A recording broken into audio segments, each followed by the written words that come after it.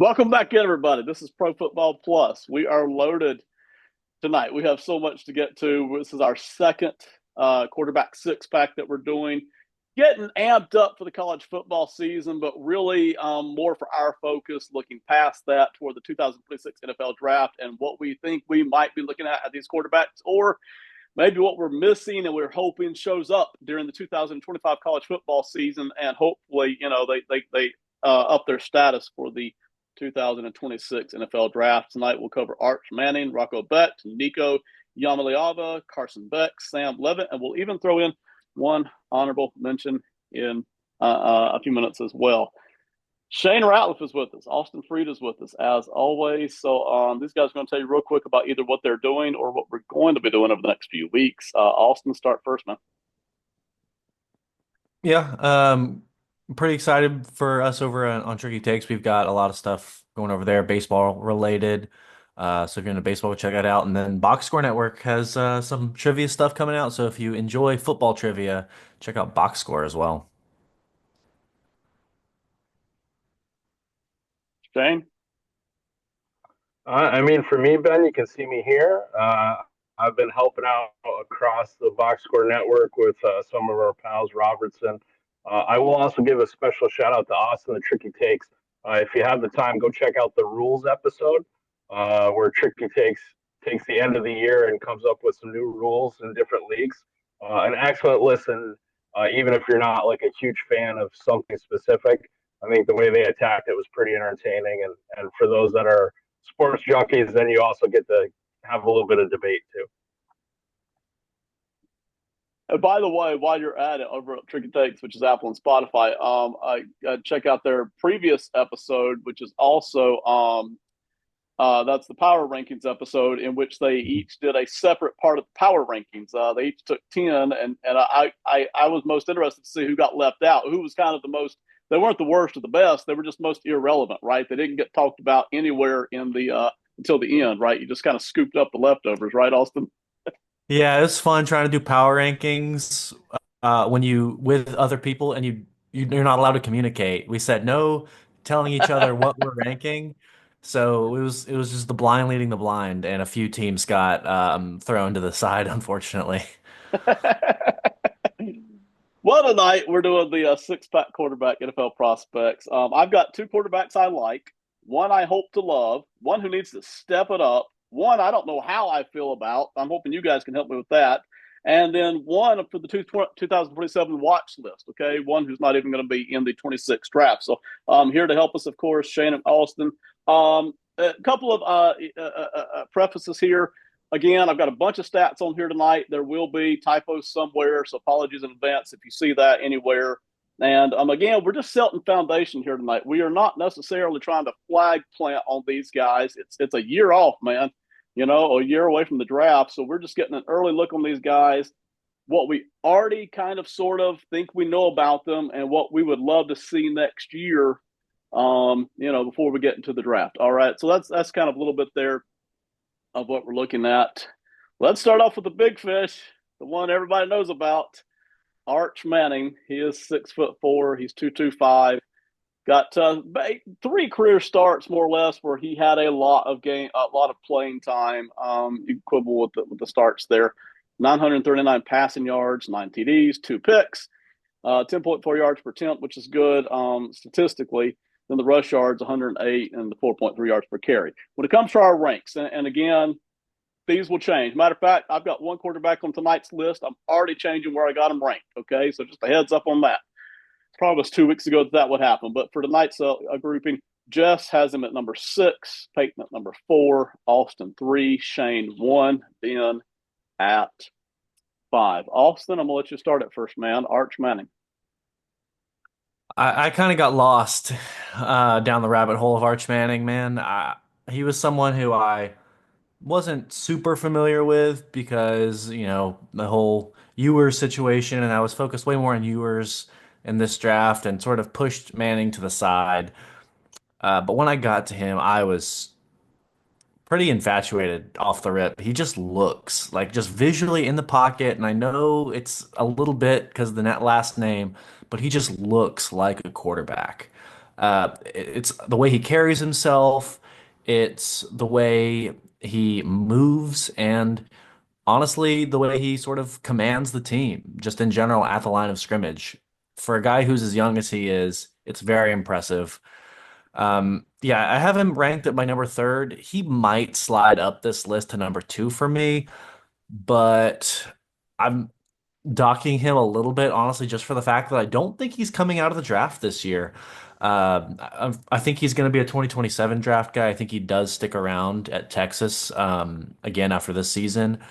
But just a quick notes on what I really do like about him, because there's a ton, and there are a few things that I can talk about that I dislike, and I'm sure I'll hit those at some point. But he has every throw you could ask for in the tool bag. He can layer it, he can zip it, he can throw it high, he can throw it low, he can lead receivers. He has a beautiful, Russell Wilson style moon ball that I think he overuses, if I'm being honest, but it's a beautiful throw. And then his rushing ability is no joke. He is a legit weapon on the ground with some pretty high top end speed. I don't think he's going to be some sort of, record breaker or anything at the combine, but if he when he does run a 40, if he does, it's going to be an impressive number. All right, very good, Shane. We'll each take two turns on this because this is Arch deserves that kind of talk, I think. Shane, go ahead and take it away and tell us what you're seeing. Well, I mean, I completely agree with Austin. The thing is, you have the last name Manning, uh, a grandfather all SEC, two uncles all SEC. Your father is by far the most athletic and probably most coordinated out of the group, and they'll all agree with that. He was a wide receiver at Ole Miss. Unfortunately, had a stenosis of the back and had to medically retire. But this kid's been going to Manning Passing Academy since he's been born. As Austin said, he has all the throws. On the moon ball, like Austin mentioned, I was happy he brought this up because I was going to talk about this too. I think it's because Sarkisian has tried to peddle those burners that Texas has had the last 2 years. And I Mhm. think Manning's been told, throw it because they'll go get it. I hope to see this year when he's got maybe a little bit of control of the offense where you see him use that a little bit more in a style where you'd expect it. Yeah. Because sometimes, like Austin said, he'll pull it out, and you're like, "Ooh, I probably would have thrown the ball the other way instead of pulling this one out." But that ball does look good coming out of your arm. The only knock I can get on Manning right now is, his games played, and I think, as Austin said, I see him coming back for another year. I think with the way NIL is, he's going to make at least as much money as he could going pro in the first year. Also, the Manning family has been known to want to set where you're going to go. And if he doesn't like how this draft plays out and he thinks he's going to go to a team he doesn't like, then why wouldn't you stay in Texas for another year? Enjoy it. He's proven that he's going to be a loyal guy. I mean, most quarterbacks, when Ewers had come back to Texas, they would have left. Manning could have had his choice of anywhere to go. He's stuck there. He likes Sarkisian. He likes the offense. What's not to like about being in Austin? And I think this year is going to be a year where he's going to absolutely tear the skin off the ball. When he gets a chance to have that offense be completely his and coordinated towards the way that he's going to look at the game, I think he's gonna put on a show. Yeah, that's great stuff from both of y'all. Even more than I put into it. I agree with everything you guys put out there. I like the arm. I love the running. I mean, and listen, I've heard a lot of people try to separate out the Manning factor, and that's totally fine. I get it because you want to observe what he is, not in lieu of the Manning thing. But I kind of left it in because I just trust the Manning family to a degree and the genetics a little bit there, and the fact that when you watch sons of former pros, you kind of tend to expect that even from the age of 4 or 5, they've been taught little nuances that are going to show up, and it allows them to learn even more and more quickly at a certain age. And I think he obviously is still learning things. So I kind of left the Manning factor in there because I liked it, but it's fine for anybody who wanted to separate it out and just look at the film. I got a little tired of looking at the film, to be honest, and it's not because I don't like watching film. I love it. But while there are always things you can learn from watching film, I just got a little tired of watching him go up against the three major teams that he went up against. The competition was just so far down. But I mean, I liked everything I saw just about. I had one knock against him, but I love it, man. The running especially is what you don't expect unless you've seen him, which I'd seen him last season pull it off, and then you're like, wow, that's a Manning doing that. That's some grandpa plus stuff right there. So I like the running, I like the arm. The only knock, and this I expect from a young quarterback, the blitzes seem to surprise him sometimes. There were times where he just seemed a little caught off guard and kind of had a guy in his face that he just didn't expect to be there. But man, he's played all 3 games, 3.5 games, whatever. He's just not gonna have that. So I fully expect with an off season and rolling into next year, that'll be largely cleaned up here as he just gets his playing time. Man, there's just nothing not to like here, other than hey, give us some more playing time. Let's just keep doing it against big time competition. I'll give you each one more shot at this because Arch does deserve it. Austin. I will go through some of the knocks I have on him because he's not a perfect prospect by any means. His drop back can be out of sync. I think his feet on his drop back can sometimes get a little out of sync and heel clicky sometimes, which I don't like. I think another thing that I mentioned the moon ball he throws too much. I agree with you, Shane. I want to see him just throw like a very more normal downfield pass sometimes. Um, and then the other sort of large knock I had is just arm strength really isn't there, if I'll be honest. It's an average arm at best. I'm not expecting anything crazy out of it.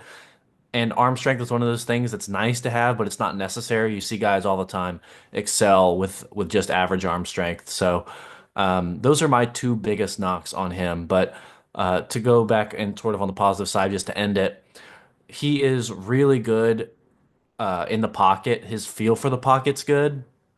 And he sort of speeds up it's a very veteran thing, but he speeds up and slows down his mechanics based on what's going on around him. And it's just one of those feel things. I think the best at it in football right now, and it's not a bad comp, is Joe Burrow. Just Joe Burrow is so natural at sort of just speeding up and slowing down everything about his throwing motion, his drop back, his movement in the pocket based on the coverage and the protection and how many, are coming off the edge and things like that. And he has a really natural feel for that, it looks like. Shane. I think the two things Austin mentioned kind of play into each other too. So Austin's point about his drop back, I think that that's also a large component of his inability to show his true arm strength. Because when you see him, as Austin said, when he is reacting and he has to speed that mechanic up, you can see there's rip on the ball. When he comes back on a 3-step, one play I can think of, especially Austin, I'm not sure if you also saw this one, but against, let's see, what would have been Texas A&M, he goes and takes a 5-step drop, he shuffles to his right, and if he had really taken the plant step and let it go, he could have got that ball over the top to Worthy. He kind of shuffles it because in his head he's going, he should already be open. Why isn't he open? Mm-hmm. And I think a lot of that is footwork, like you're saying.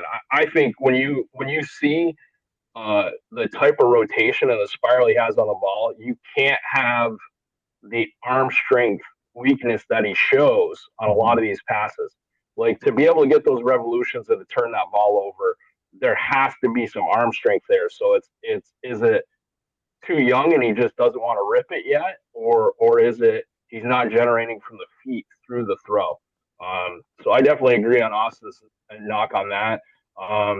The other thing I think that sometimes hurt him because you're the backup walking in is his calm demeanor.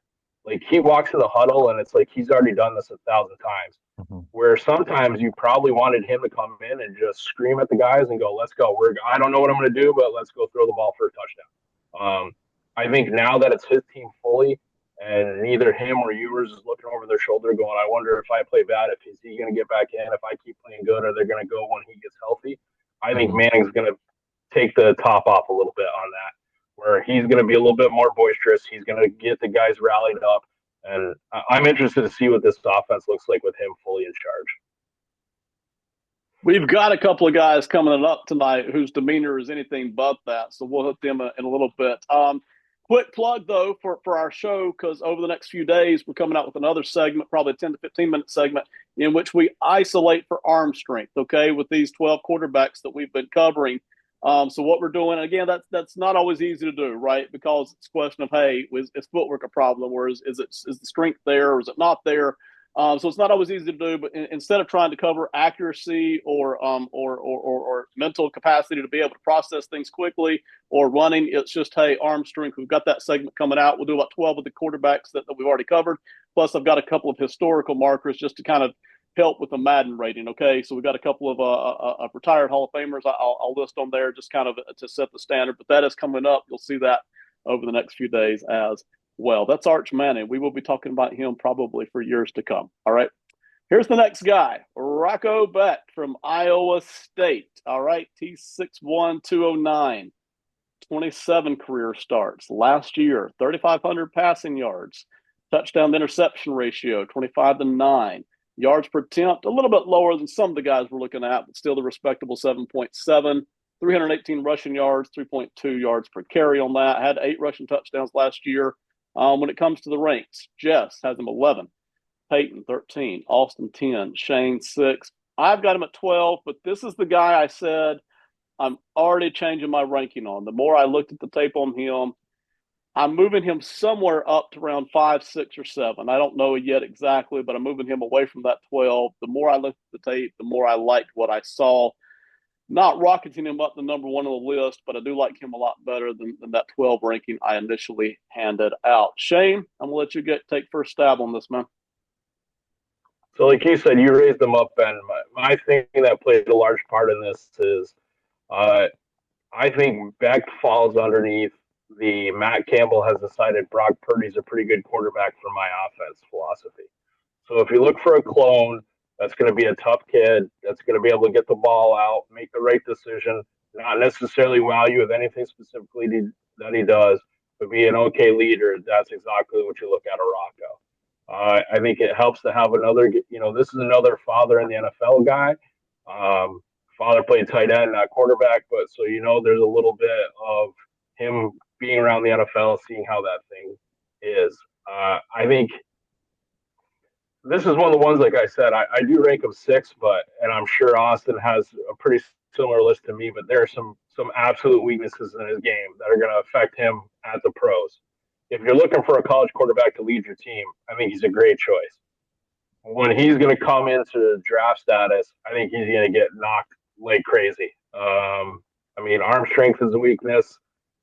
Sometimes his feet get ahead of his head. Decision making can be difficult at times. Like I said, the offense is designed for him not to have to make a lot of these decisions, but you can see when it came down to him, there were some definite problems with Iowa State this year.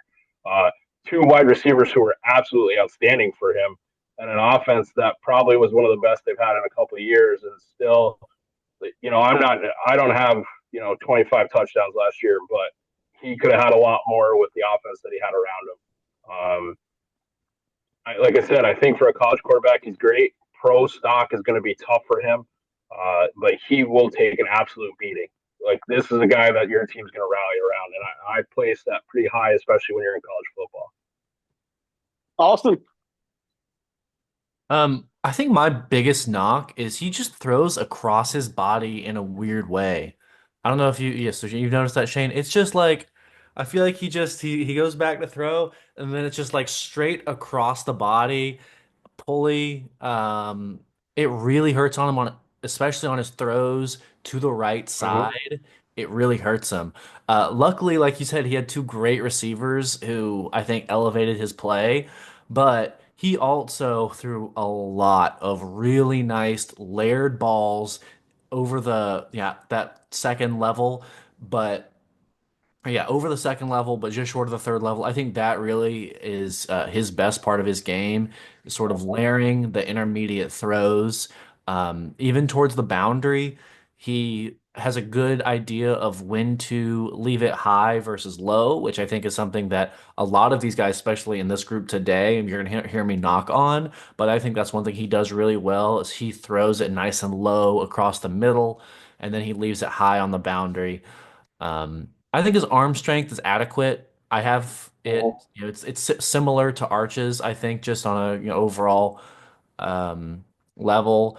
And I think he is, as you mentioned, really good and at or really poised necessarily under pressure. I think one thing that stands out to me is it just looks like he has this ultra awareness of his body and where he is in space. Like a receiver who's great on the boundary, he sort of has that feel in the pocket and extending it. Just he just seems to always get his limbs where they need to be to just narrowly escape someone who's trying to reach and grab him, and that allows him to be a really nice uh, runner on the scramble. He's not someone I would design a lot of runs for, but he can scramble and get yards. He's not gonna break off long ones very often.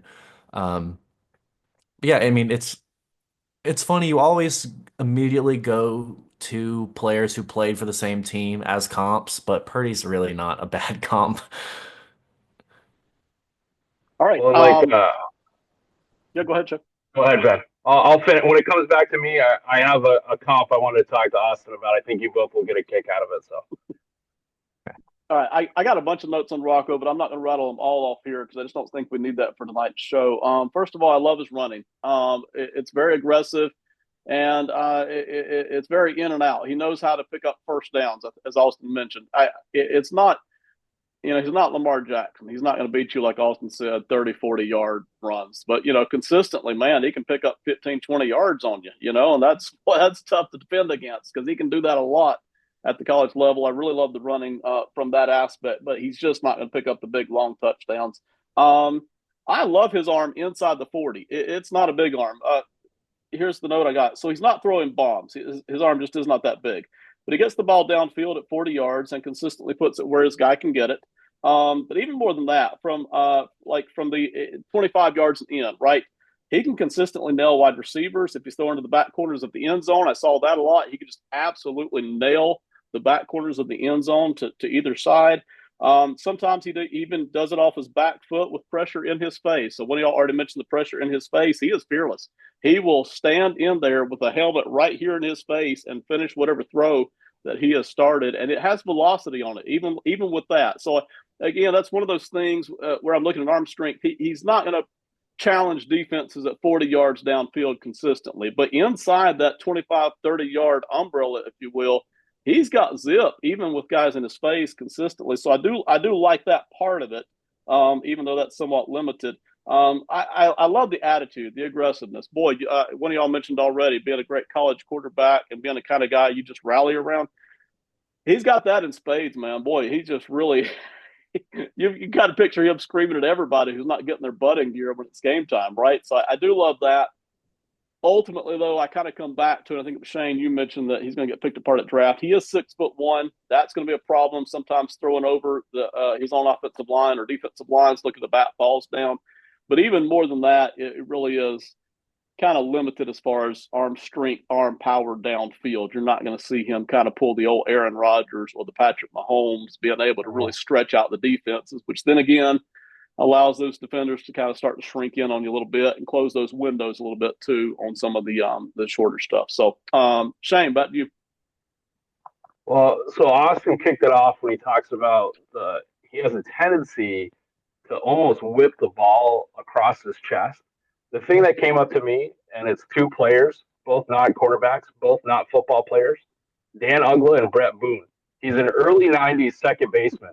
He'll sit in that base to take the hit for that runner coming across, and then he just shuffles the ball across his chest. Just like Austin said, somehow it doesn't seem to really affect his throwing motion. But when you see it from like the all 22 angle, it makes you wonder if he has eyes that are even facing towards the target at any point. Because he just whips it, and then all of a sudden you see the ball take off, and you're like, oh, he's looking at the post route. Okay, I can see where he came to that. But I think a lot of times he just thinks, oh, I'm going to tough it out. If I stay in the pocket long enough, I'll get somebody open, and then I can throw the ball to the open spot. Like Austin said, I think, if he's maybe, 2 inches taller, then they put these as positives. But when you're 6'1" and this is what you're looking at, then I think it becomes hard in the NFL. Like I said, as a quarterback in college, I love what he does, and I think he fulfills what they're looking for. But I saw a lot of open opportunities where I think some of the other quarterbacks we've discussed in this one would have put some more yardage up. Austin, final word here on Rocco. I think we've pretty much covered it.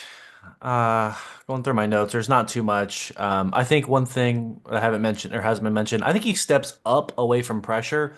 We mentioned, I think, last week's episode about guys who are really good at feeling pressure from the outside versus from the inside. He feels it really well from the outside, even behind him, like sort of that blind side. He has a pretty good read for it, and it looks pretty natural when he steps up away from pressure. So I like that.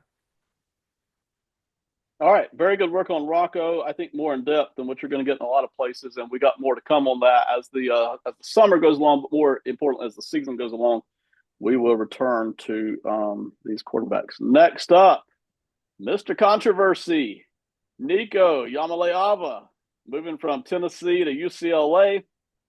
And we're going to cover him here tonight in depth. 6'6", 215 pounds, 14 career starts, just about all of them last year, I think, or maybe he had one in the bowl game the year before, maybe. Last year, 2,615 passing yards, key to interception, 19-5, yards per attempt at 7.8, 358 rushing yards, 3.3 yards per carry, 3 rushing touchdowns. Where does he rank among the 5 of us? Jess had him at 10, Peyton 8. Austin 7, Shane 9, Ben 6. I'm already going to drop him back to probably 7 or 8. I know, just based on moving Rocco up, basically. But let's see, Austin. I guess you're up first, right? Go ahead and talk to us about Nico. Man, Nico Aliava absolutely rips the football. This dude his throwing motion is a little over the top and violent, and I absolutely love it. He he misses throws high all the time over the middle, and it's dangerous, and it really frustrates me when I see someone running a dig route and the ball's just like 2 feet over their head, and it's just like you're gonna throw a lot of interceptions in the NFL that way, man. You got to get that ball down a little bit. But that being said, he has ridiculous power. He uses his body to generate power at a pro level, and unfortunately, some of these guys we'll talk about are going to be able to get more out of their arm when they get to the NFL because they're going to, learn how to generate power more effectively and something like that. Nico might be able to squeeze a little bit more out of that lemon, but it has like a really natural ability to just generate power from his ground up, and it really allows him to make some really tough throws on the boundary and downfield that most guys just can't make at the college level. Um, I think running the football, his strength is in extending the play and looking for a guy rather than going and getting it with his legs, but he can do it. I think he has a really good tendency that I like of actually sliding and going down or going out of bounds, which is something that is not seen a lot at the college level. You see these guys, diving head first and trying to truck these college linebackers and corners and safeties, but he follows his blockers well and steps out of bounds or takes a slide when he sees the right time. I already mentioned his throwing motion. I think he didn't get a lot of help from his receivers this year. I was a few plays that didn't even count as drops for some reason that I was like, that's if there's an NFL receiver, even if it's not, Justin Jefferson, if it's just, an NFL caliber receiver, they're going to catch that ball. And I saw quite a few of those on film with him. That is a plus sign. I'm hoping maybe this next season, on a new team. I know they have at least one really solid receiver there, so I'm hoping he can get a little more help from the receiving department at UCLA. Shane. Well, I think first of all, I have to back what Austin said. When you spend any time watching Nico on film, he can absolutely rocket the ball. And I think Austin broke it down perfectly. It is full body generation of that. The thing that I would like to see, Austin kind of hit on it, where you think maybe has he hit a ceiling on that? If he puts on 10, 15 more pounds as he gets older and he can really generate from the lower body, it'd be scary to see what he can do. But I do think another one of the weaknesses comes from that arm strength. Like Austin said, I think even guys that are mapping his throws, there's times where he throws the ball so hard that they don't even count it as a drop because they say that the ball was already by him. But it's not because he was wrong. It's because those guys aren't ready. And if I'm a wide receiver and I'm on a team with a quarterback that can throw the ball, you know, like it's like Dan. You don't want to say he's not talent wise. He's not Dan Marino, but like you look at those ones when Dan Marino played at like Pittsburgh, and there were wide receivers early on that had no idea he could throw the ball like that. They don't even see the ball; it just flies by their helmet. And Dan Marino's like, a normal person catches that ball, I got another touchdown. Nico throws it like that. My big worry is that I only see him rip it. It's all fastball all the time. Like he's your closer. He comes in, cracks two, energy drinks, you hit the trumpets, it's throw nothing but smoke. That's what he does. I'm interested to see what happens here at UCLA. I think this entire saga is also going to have NFL people absolutely berserk about him in the classroom, in the locker room, in everything. They're going to rip him apart for this decision. They're going to rip him apart for sitting out a bowl game where he apparently was, working out a contract to try to make this to happen before. And Tennessee kind of kept it under wraps for a while. But I mean, play wise, this guy can be a legit quarterback. I mean, he has all the talent, and like Austin said, the other thing is like that arm only gets touched every once in a while by God. Where you hand it down, and this guy can absolutely rocket it when he needs to. And he has it. The question is he going to be able to be molded enough to learn when to do that and, to play to other people's strengths? That's going to be tough. He didn't get high rankings from the teammates he left behind. That's for sure. There was not a lot of well-received thoughts as he was on his way out the door. I'll give each y'all one more shot here. I wrote more notes down on Nico than I did anybody, and I watched him against the good teams. I didn't just go soak up the bad ones. So I watched him against Georgia, Alabama, everybody. I'll start with the off-field thing, right? Because all of the outflow from that does seem to be kind of a marker on him as to, hey, is this guy ready? Is he even going to be ready in a year or two to step up and be the quarterback for an NFL team where they've got real men out there playing and they're looking at him to kind of step up. And so, that's at least the question mark there. Time will tell, but he is young. I really just want to see him settle in here at UCLA and get to work, okay? Just get to work. Forget all this off-field stuff, the money stuff, the offense stuff, whatever. Let's just get to work, okay? Let's settle in and get to work. That's the big thing I want to see. All right. He's still struggling with throwing the deep ball. You guys already mentioned that. Several things I'm going to touch on. You guys already mentioned. It's not an arm strength issue. He can throw the heck out of the football. He can throw the football deep. I mean, he typically overthrows these receivers. He has not gotten good at consistently giving his guys to even catch the ball deep. A lot of times they don't even have a chance at these deep balls. Boy, he's just throwing way over their heads here. Let's see. It's like he's struggling with the physics of the throw. I think he just needs to get out there and practice this stuff more. Obviously, working with a coach is going to be important, but it feels like he hasn't even worked with his receivers enough in a lot of cases. It's like the timing is just all off, but by far he is overthrowing these guys on a lot of this crap. The running, I do like the running here, but only when he's in a straight line. I noticed what Austin said, where I do like the way he can extend plays by sliding out. He's very under control. He can slide out there to the boundary. Not as fast as what Lamar Jackson can do, where Lamar can just kind of make a guy miss and jet out and stand all day out there. But Nico's rolling out there to the side. He's looking at the field. So I love that. Very smooth. He's extending plays that way. And then when he can get in a straight line, he has no shake and bake to him at all. His legs are just too long. It's kind of like watching a giraffe unfold, right? But if he can run in the straight line, he's got those long strides. He can cover a lot of ground very quickly, kind of like the Greek freak, Giannis, can do on the basketball court. Just a lot of ground very quickly that he can cover, even though I don't know that he's super fast. It's just a lot of ground that he's covering.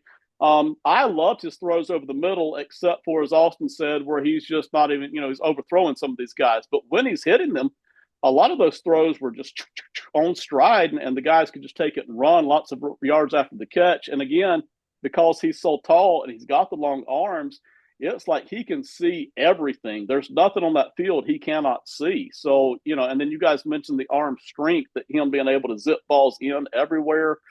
And I did notice the overhand motion. I mean, it's like nobody's ever going to block his passes, right? I mean, there's a lot there I like, but boy, a lot of it's sloppy too. Just the deep throws, man. You got to if you can throw the ball that deep and that far, you have got to give your receivers a chance. I think he was completing 1 out of 10 deep balls. I mean, truly deep balls. It's horrible. It's an awful number of his completion rate down there. But there's a lot of things here I like. So if he can get it together, if he can develop, I kind of sort of don't think he'll be in next year's draft, but we got to talk about him because the talent is there. It's just sitting there waiting to be tapped into. So that was kind of my take on it. I think each of y'all get one more turn on Nico, right? We just did one turn each so far. Mm-hmm. All right, Austin. I think he has a tendency to make the first guy miss a lot, which is really important of making that first guy miss, but he just doesn't have a knack of compounding elusiveness. Like he makes the first guy miss, and then the second guy just seems to always bring him down every time. And I just want to see on film more often of make the first guy miss, and then make a second, and then make a third miss, and then you can use those long strides to actually go get you, a 40-yard run versus, get out and then get tackled right at the line of scrimmage again because you couldn't make a second guy miss. So that's one thing I want to see more out of him this year. I think the other thing I want to see out of him this year is develop a different style deep ball. Um, he's got the arm strength, I think, to throw one of those big old moon balls that we talked about that Arch has. I think he could potentially dominate throwing that ball 65 yards down the field at times.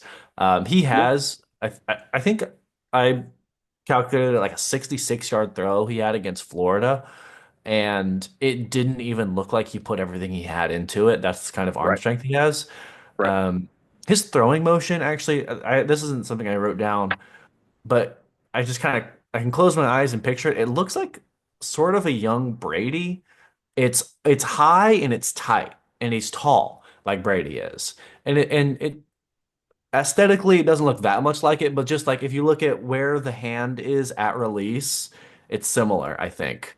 I don't know, I'd have to compare that. But that's a plus. Like, like you mentioned, he's not having a lot of balls hit at the line of scrimmage, and he's able, I think, to throw those, and he doesn't do it a lot. Like I said, he misses high a lot, but he's able to throw those low trajectory, getting it over the line, but throw it low at a player's hips as they run like a slant over the middle. I think that's a really important throw. It allows your guy, if you just need, if it's 3rd and 4, you need 4 yards, you can throw a 5-yard slant at their hips. They go down and catch it, and it's just an easy first down. And that's something that I think he needs to improve on. So I'm looking for those two things on his sort of accuracy numbers to improve.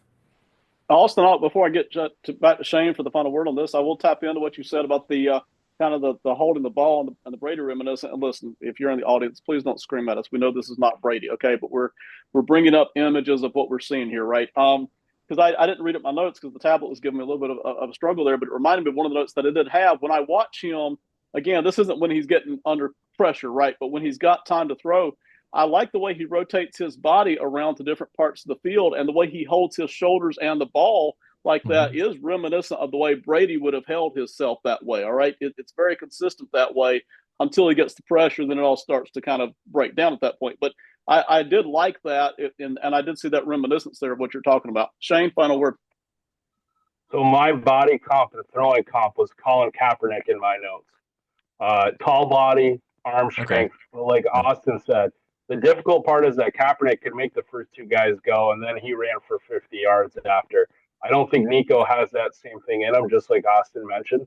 But, I mean, Kaepernick kind of gets put in that blackballed situation. But when he was on the go for San Francisco, arm strength, even after he had sat a couple of years, like I know it's been even a couple of years now, but like 2022, when they had him give a tryout with the Raiders, he can still throw the ball. He also has that tall, not a lot of body mass body. Um, I think a lot of for Nico, it's going to be between the ears. Like Austin said, I think I'm sure there's quarterback coaches that have talked to him about manipulating the deep ball because like with that move ball that Austin's talking about, he could literally throw that like a punter. I mean, he can really turn the ball over Yeah, and just absolutely change the play. You know, if you get a rocket guy and you can throw that ball, that's a 60, 75-yard play just from your quarterback. Like all the guys got to do is go get it. There's not a lot of guys in college or in pro football that have the ability to do that with their arm strength, and he has it. The question is, can he piece it together and kind of shut some of these people up about how Tennessee ended and his move to UCLA? that's Nico Yamaleava. Undoubtedly, we've been talking about him for the next year or so as well, maybe even much longer than that. All right, we got three guys left. We're only going to take one turn each for them. I don't necessarily think that they're going to get the same kind of conversations that these first three have gotten, so we'll get to them a little bit quicker.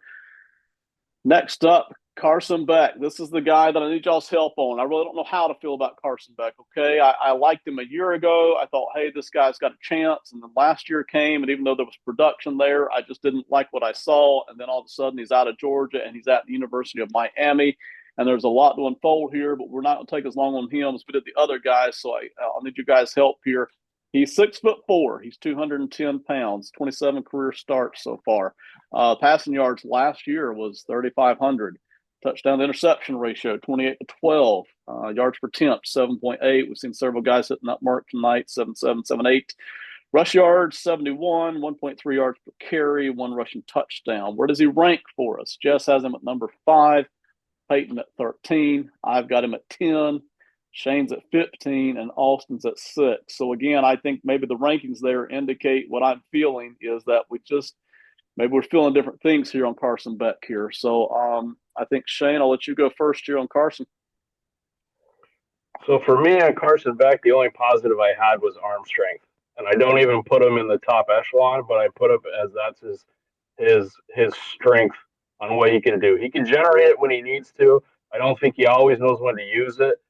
Um, for Carson Beck, my real thing is a lot of these numbers are because of the offense and the talent around you got to play with. I don't see great decision making. I see a team that was happy when he got hurt and they got another guy to be able to play for him. I think this transfer to Miami is not going to go well for him. And I think the process of picking him apart has already happened in the NFL. So I ranked him as my lowest out of the group. And I would say that, you know, game winning and play in college, I'd have to be crazy to rank him that way. But of the guys, if you're asking me to put a quarterback on my team, he's at the very bottom. I don't like the way he carries himself from what I've seen from play. I don't think he makes strong decisions. I think he had absolutely amazing talent around him for the last couple of years, and he needed them to do everything possible. And when he lost those guys, he looked absolutely terrible. All right, and this is I'm kind of setting the table here. So Austin's got him at 6, Shane's at 15. I'm in the middle at 10, and both of y'all got another guy that's on y'all's end of the spectrum. And again, I think Carson inspires this kind of thinking. Is like there's two sides of the coin here, and which side are you going to pick? And I think that's why I'm stuck in the middle on this guy. But Austin, go ahead and tell us what you're seeing when you're looking at Carson, man. Yeah, I like Carson Beck. I mean, we did these ranks last week. They've adjusted slightly in my own head canon as I've watched some more tape and things like that. I would definitely have Nico above Carson at this point, but I do think Carson is probably around 7 or 8 for me. He just is sturdy is basically how I would describe him. He has quite a few mechanical flaws that I think he gets over that I am sort of holding out hope for that can be fixed, and then he could potentially be very, very good. He is on his toes a lot, which for a guy who's already kind of tall, I don't know why he needs to be so bouncy and up on his toes. And he has pretty decent arm strength, as Shane said, and it's all arms. Like he throws the ball just as hard when he's moving to his right as he is like taking a step up in the pocket and letting it rip. Like it's the same amount of velo on the ball because it is all arm. It's the opposite of Nico, where he's like generating all this power. He's up on his toes and it's all arm, but there's like serious arm talent there.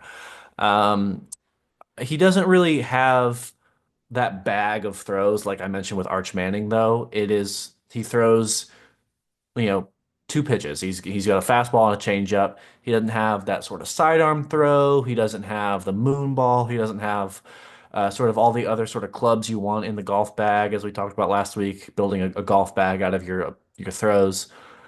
But some things I do really like out of him. I think he moves in the pocket really well to find throwing windows. And this is a pro level thing that he does. I think someone who does it really well in the NFL is Kirk Cousins. Like he just navigates left and right within the pocket to find the window to throw really well. And that's something that will help that it does help him on a regular basis and it will help him as he moves forward.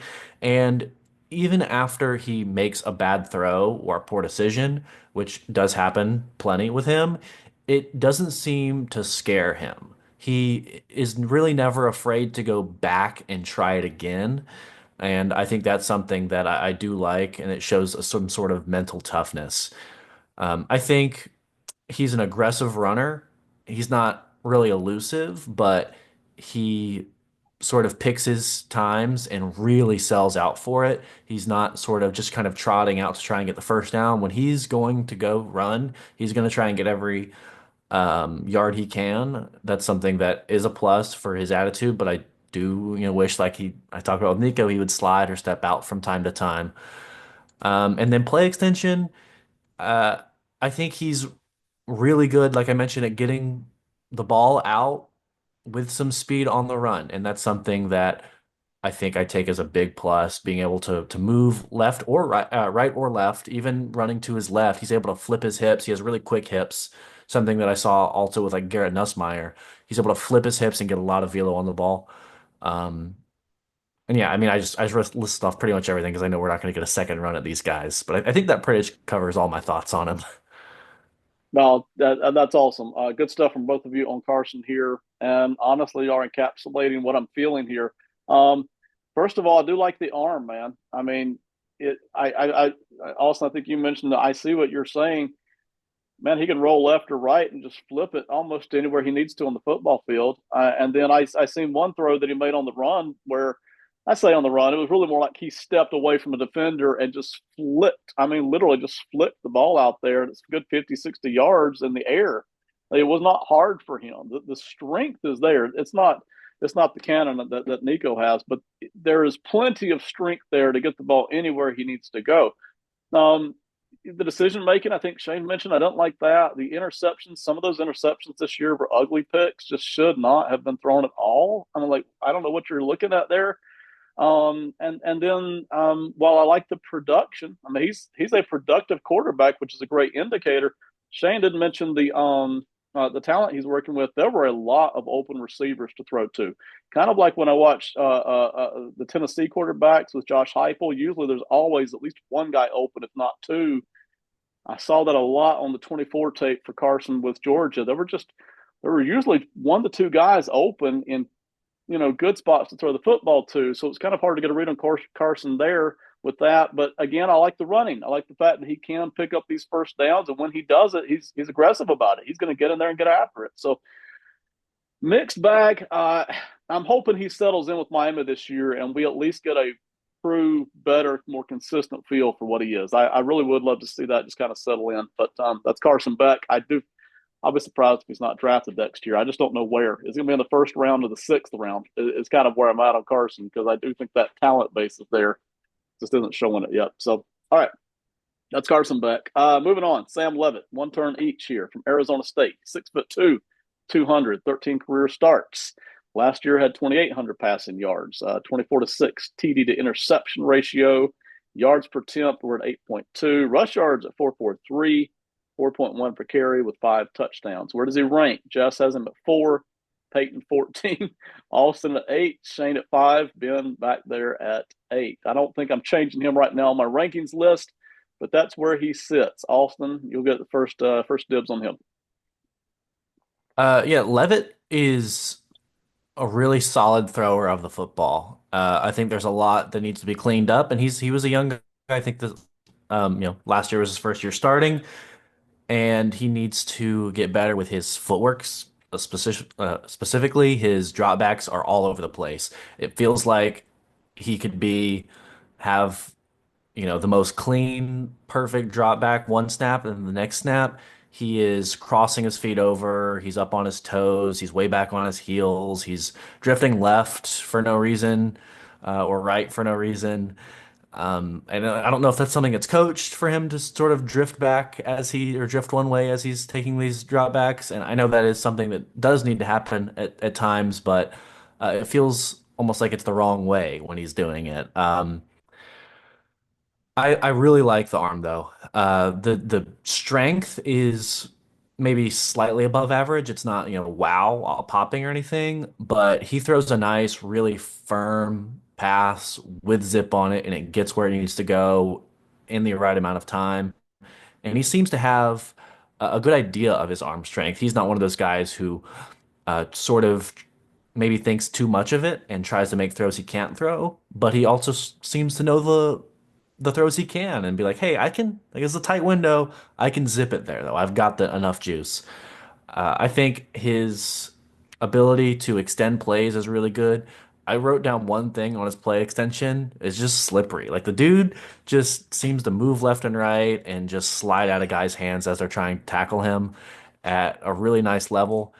I think he, as a runner, does have really nice straight line speed. I would like to see a little more agility maybe when he's running the football, past the line of scrimmage, actually gaining yards. But it seems like he's really agile in the pocket when he's shifting around. And then as soon as he turns into a runner, that agility just kind of flies out anywhere. He's off balance. He's constantly on his toes while he runs, and he's falling forward a lot, but it also makes him lose balance at times where he shouldn't get tripped up.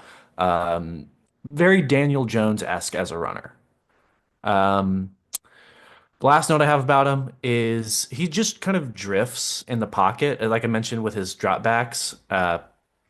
At random. He's not, like I mentioned, Parson Beck finding open windows to throw in. He sort of does the opposite. He like moves away from windows just sort of randomly in the pocket. Uh, I don't know if he's trying to find them and missing them, or if it's just something that he hasn't necessarily been working on much that will come as he continues to play. I'm hoping it's something that I see out of him this year is sort of the drop back consistency and staying in the pocket and finding those windows to throw at a higher consistency. Austin, I'm going to stay with you for just a second on that, the drifting, because that's something our good friend Simon Short talks about with quarterbacks when he doesn't like them. A lot of times it's the drifting. That's kind of one of his pet peeves, right? Mhm. And just to help out our audience, most of whom will know, you're talking about drifting left and right, correct? Not necessarily drifting deeper, or are you talking Or about gaining that deeper. depth? Okay, Yeah, yeah, any of that. Okay. deeper too. Yeah, he's someone who does have a tendency to get to the top of his drop back though, and just need to move some Okay. direction. Like certain guys, Lamar Jackson to me is my favorite at it. He gets the top of his drop and he just stands there. I think Cam Ward did it really well in this year's draft. Like he just gets the top of his drop and he doesn't feel like when the pocket's clean, it's clean, man. You don't have to move. It's a clean pocket.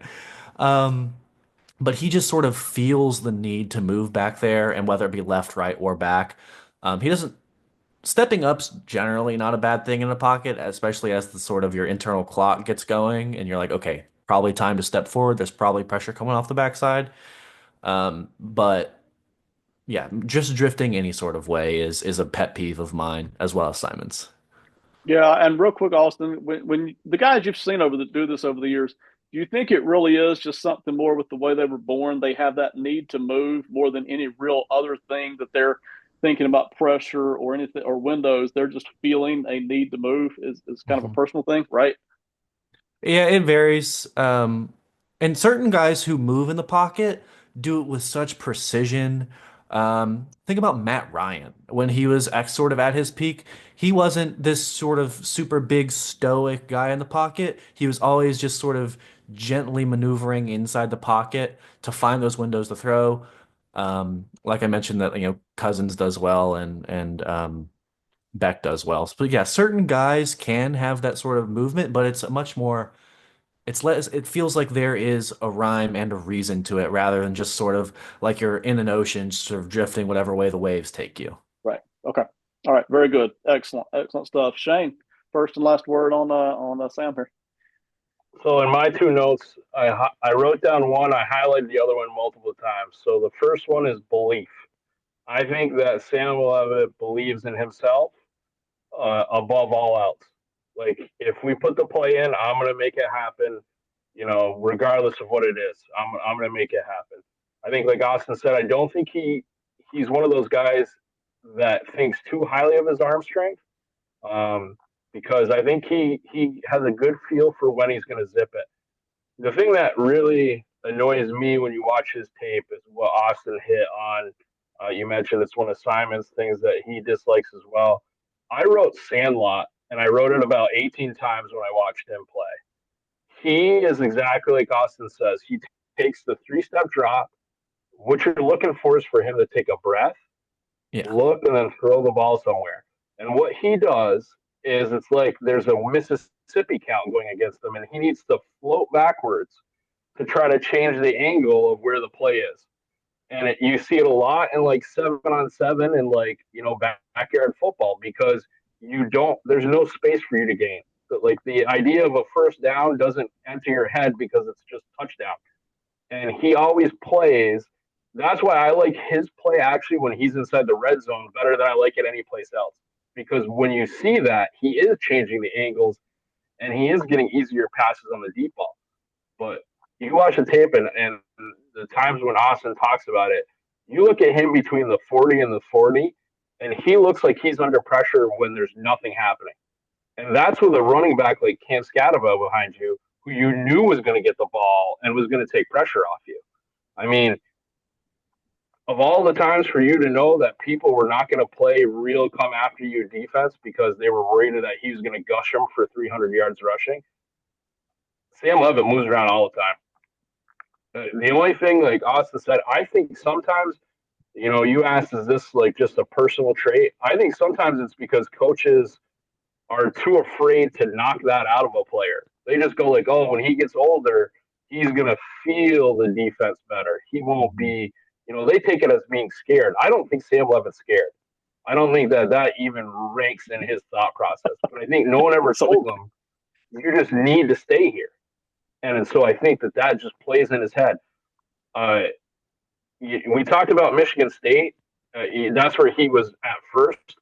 I think Austin mentioned it before. He has a Kirk Cousins in him, where like people are going to believe that he's going to do what you need him to do, and he's going to win some games for you. But he's also going to every once in a while just make a play where you just go, "Well, you were doing so well. What just happened there? Did you hit reset on the computer? What happened to the mainframe? Why did we do that?" And that's what I saw to Sam Leavitt all this year. I think Arizona State was like a definite, party goer last year where it was like, hey, new kids on the block, they did a great job. Look at the stories behind this. I'll be interested to see how he plays this year. Very good stuff on Sam from both of you. I'll be real quick on Sam. I filled out every part of Austin's grading system on Sam, but I didn't put down as many notes on Sam for whatever reason. I'll start with the running. I love the running because, again, fear does not enter this guy's thinking in any way. I mean, he gets after it. He's one of two guys, him and Rocco, because we mentioned early on from the outset, Arch kind of having the laid back demeanor, and you want him to get after a little bit more. Rocco and Sam, boy, they're already, boy, they enter the game ready to rock and roll, and I love that. Okay, so really, really appreciate the running. Sam Leavitt does not seem to have that top end running speed. I see guys catching him from behind sometimes. So even when he's got, boy, there was one time where he had a wide open boundary run for a touchdown that a lot of running backs would have cashed in, and somebody called him. Just it wasn't even a defensive back; it was a linebacker. He doesn't have that top end speed, but boy, he's got plenty of running ability. And as Austin mentioned, I think it can even be honed and done even better with. But love the running. I love the throwing sometimes, and I don't think it's an arm strength issue necessarily. Although he's not in the cannon territory. I think it may be more of the footwork that Austin mentioned, but sometimes there's some ugly quackers out there on tape, and I'm like, goodness gracious, that was dirt ugly. And that's not all the time, but there were enough of them kind of clustered together where I was like, man, I'm not a fan of that, but that probably gets more back into the footwork that Austin mentioned. And then there are just some decision making times, and again, he's got 13 career starts, right? There are some decision making at times where he throws into 2 or 3 guys, and I'm like, man, that probably was not the wise thing to do right there. So maybe stay away from that one next time. By and large, though, I really like Sam Leavitt. I love watching him play. Watched him a lot play live last year. Really, really love watching him play. Can he elevate that game and cash it in for an NFL career? I'm eager to see. So I've got him at 8 right now, and we'll see just where that can take him. All right, moving on very quickly to our last guy who will not be in next year's draft, but this is kind of a 2027 watch list, okay? So many people interested in DJ Lagway, and I like him too. I'm interested to see how much we like him here. We didn't even put ranks on him here. I just put him as a watch list. But he's 6'3", 235. He's in there saving the coach's job down there at Florida. 6 career starts last year. You can quibble with that. That's about how much most of the production came from. 1,900 passing yards, 12 TDs, 9 interceptions to go along with those 12 TDs. 10.1 yards per attempt on the throws, 101 rushing yards, 2.1 per carry, no rushing touchdowns. Austin, I will let you go first on DJ. I'm gonna keep it real short and simple. I really don't care about DJ Lagway this year. He's not coming into the draft. No matter what, he couldn't come into the draft. He is very young. There's so little to go off of. I put 2 things. Ready? Absurd arm talent and uh, willing runner with instincts. That's all I have on him. The rest of the stuff is to be determined. I'm not going to, it's way too small of a sample size, and it doesn't matter because the whole next year is the tape that is going to, you know, completely replace this tape. And then the year after that is probably going to replace this tape as well. So yeah, I'm not super, I just don't care. I'll be honest. I care a lot, man. That's why I put it on here. That's why it matters, because I put it on here, man. What else reason do you need? Shane, give it to us, man. DJ Lagway. So, like Austin, I got a chance to see a lot of him, but I think the 2 things that came up to me are ceiling and floor. He could have an outstanding ceiling, but I also worry based on the tape that I watched from this past year that his floor is absolutely scary. But again, this is a freshman right off the bat. Florida had a lot of problems that were not his fault. The tape I saw, I think he's a guy that believes whatever he decides to do, it's going to be the right decision.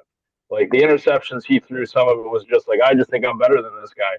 And when you're doing that in the SEC, a lot of times you're going to be wrong because that guy was a 5-star too. And I think when you saw him play against some of the better teams, that's where it came up. The ones that scared me the most was when he played against some of the worst teams. You watch him against like Kentucky, like there's some plays out there where you just go, I don't see what you're seeing. Again, like I don't really trust Florida. I think it's been a bad experiment for them the last couple of years. But the key thing is, as Austin said, I mean, this past year, and in all honesty, basically this year, a lot of this is going to be throwaway. You're going to get to see some great things. They'll clip it and they'll talk about it, but far from a finished product. And I think right now more of an athlete than a quarterback. All right, so watch list for 2027, DJ Lagway. They swapped him in and out early on. All right, Graham Mertz got a lot of playing time. They worked him in, and he was producing enough to where he was doing most of it by the second half of the year. And I don't know, maybe Mertz got injured and they just handed it to him. I don't remember on the Mertz side. But on the Lagway side, that's when the wins started coming. All right, that's when the second half of the season, it took him a game or two, and they didn't always ask him to do a lot. Sometimes you saw very limited passing. All right, they were running the football a lot, playing the defense, but that really helped Florida out a lot. It's not always pretty. In fact, sometimes it's very, very ugly. All right. But it's effective. I think one of y'all mentioned the arm strength. He can really get the ball downfield. Goodness gracious. So if you're looking for a prospect in the 27 draft, who, if it turns out good, he's got the arm strength to do it. Running wise, he's a very willing runner, as Austin mentioned, but he doesn't have the top end speed. He's just never, ever, ever going to whip anybody with his legs, catching 20 and 30-yard runs. But he is willing. He's more than happy to get in there and mix it up. And above all, one thing I really do like about DJ is the aggressiveness. And I think Shane mentioned it, that he always thinks his decision is the right one. Well, it's a big problem when you're going up against SEC five-star defensive backs. DJ has that in spades. He is not afraid to go up against anybody. When you combine that with the big arm and the 6'3" size there, it is definitely something worth taking a look at here as Florida gets him for the next year. Billy Napier's really kind of hanging his hat here on Lagway. All of his job security is resting right there. So when you get to 2027, Lagway is a guy to at least keep in mind if he can put it together as all of these guys. All right. That is it. We really appreciate everybody watching tonight. I'm going to let everybody take either one more stab, either at a quarterback we haven't mentioned or at a show that you haven't mentioned, and we're done. So, Austin, final word, man. Not too much to add here. This is a really good show. This has been fun to do. I am excited for the receivers. We've already talked about maybe 10 or so, I think, of the 12 that we'll end up be doing. And I am really looking forward to this because there are some names on here. And then I don't know, are we going to do any of this watch list stuff for receivers, or is that a quarterback only thing? Because the next year's draft class after this one, I think, is the real superstar. Okay, so the kid from Ohio State for sure, Smith, Jeremiah Smith, right? Mhm. We may need to toss him in there just because he's so delicious. And then the Ryan Williams kid from Alabama, right? We may need to toss him in too just because it's so amazing. Is there a third guy that I'm forgetting here There's besides those a two? guy at Clemson that there's two guys at Clemson, honestly, that Okay, we can talk right. about that aren't going to be eligible yet. Yeah, it's there. That 2027 receiver class might be special. Yeah, agreed. All right, but yeah, we'll at least do two watch list guys, if not three, because some of them are that just delightful to look at and talk about. That is coming up 2 weeks from now. We're going to do top 6 wide receivers, and then 4 weeks from now, we're going to do another top 6 wide receivers to get ready for your 26 NFL draft and beyond. So we're really excited about that. Got some hot stuff this summer. Shane, final word on your end, man. So the thing for me is Ben and I, when Nico's whole thing started with Tennessee, we did a quick thing on the Box Score Network about where he was going to go. I got lucky enough to call that correctly. But in that work, Tennessee was going after a freshman quarterback that's at TCU. His name is Josh Hoover. We didn't mention him in this rundown. He'll be a sophomore next year, but I look for him to have a great year if you're looking for like a side guy that might just pop out. Again, not going to be a draft guy. He'll sit another year, but numbers in that offense and with his arm strength, he was offered multiple millions of dollars. He was Tennessee's first pick to replace Nico. He decided to stay at TCU and take the money they had there. But I'd watch for him in college football if you're a person that likes to watch, just offenses that are going to give your quarterback a chance to put up huge numbers. One quick note on my end. We appreciate everybody watching. The show went a little bit longer than we had planned on. That's okay because some of these quarterbacks have the conversation side piece to them. If you're in the audience, you're wondering, hey, why didn't we talk about Luke Altmaier from Illinois, Sawyer Robertson from Baylor, or Kevin Jennings from SMU, or fill in the blank, some other quarterback? We tried our best to put our rankings together and pick out 10 to 12 guys here that we thought had a real good chance of at either being drafted in 26 or were just special enough to be talked about. So that's why we didn't get to those guys, even though they're going to have a tremendous 2025 college football season. We just didn't pack everybody in here, and decisions had to be made. All right, that's it. Excuse me. Thank you, everybody, for listening. This is Pro Football Plus. Tremendous work by Shane and Austin, our panel. Tremendous work there, especially on the technical side of some of these players. And we have more coming all summer. Have a great one. See ya. Goodbye.